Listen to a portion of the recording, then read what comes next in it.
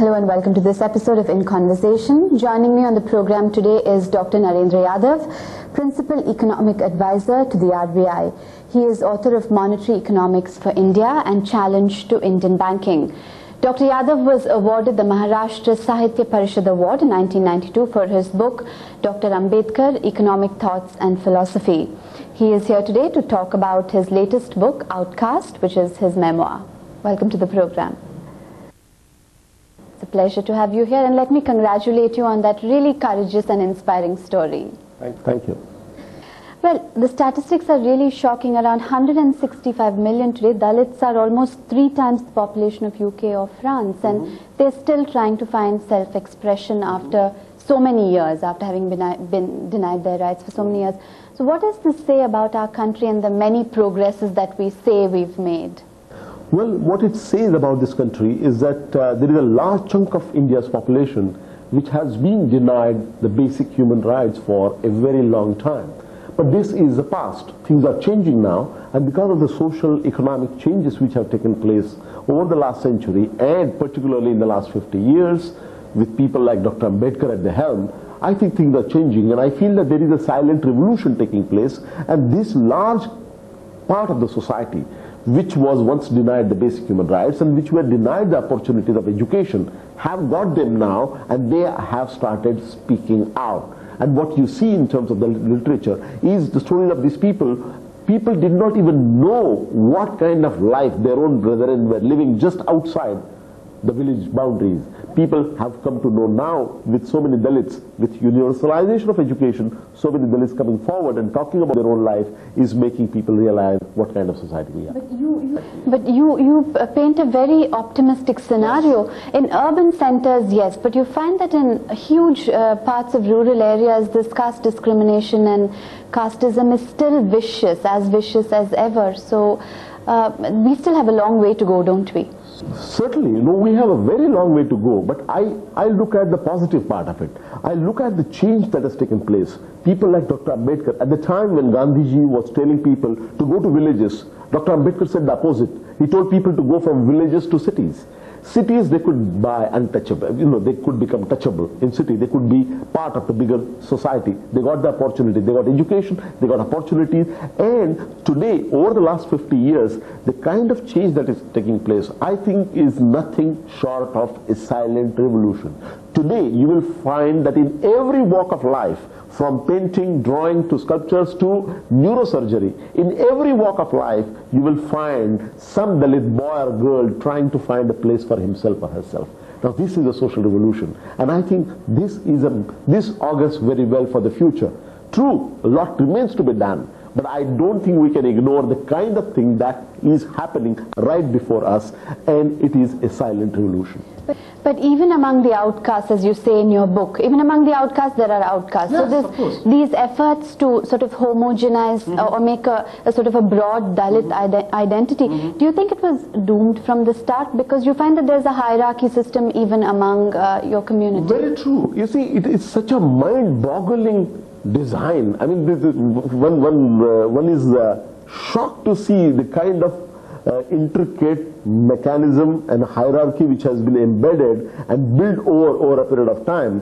There are castes within castes, and then there are subcaste and sub-subcaste, and their roles are very well defined, and their interrelationship is defined extraneously. But we are coming out of it, and I think with the kind of changes which are taking place in Indian economy and generally in the society, I think these barriers are breaking down. And I have been saying this, a lot of people don't agree with that, but I think the next step is with globalization, the caste barriers over a period of time are going to break. The kind of changes which are taking place, this process has begun. I'm not saying they are gone. I'm saying that it's very much there. In fact, today, I find that the discrimination is there even in the cities. You seem to think that it's there in the villages but not in cities. No, it is there in the cities too. Only difference is that in cities, it has acquired a subtle form which is more dangerous. Yeah, because at least during the time of the independence, you had the social reform movement, and there was this fight against the system. Right. But now you find that people seem to have really regressed. No, not regressed, but you see, it's there in the deep down in their mindset that is not changing. So, when I see somebody practicing caste-based manners or something, making assumption about yourself based on the caste. I don't feel angry. I feel pity. I feel sympathetic to the person because he is suffering from a disease. He doesn't know about it. It's his mind. See, that's why, the conversion that took place in Maharashtra under Dr. Ambedkar's leadership is very important. The untouchability and the issue of caste system has two aspects. One is how others look at you and how you look at yourself. Others were looking down on us, and this was happening for so long a period of time that we ourselves were denigrating us and we were looking down on ourselves. Our confidence was gone, complexes were developed. I think Dr. Ambedkar changed one basic thing. He made them ask a very basic question. The question was, it may be in the interest of others to be your masters, but why shouldn't it be in your interest to be their slaves? Now, this was the question which was asked by people like my father, and that changed their mindset. Today we have reached a stage where we say that we don't look down on us. If you are looking down on us, it's your problem. Problem is in your mindset, not in mine. This is the silent revolution I'm talking about.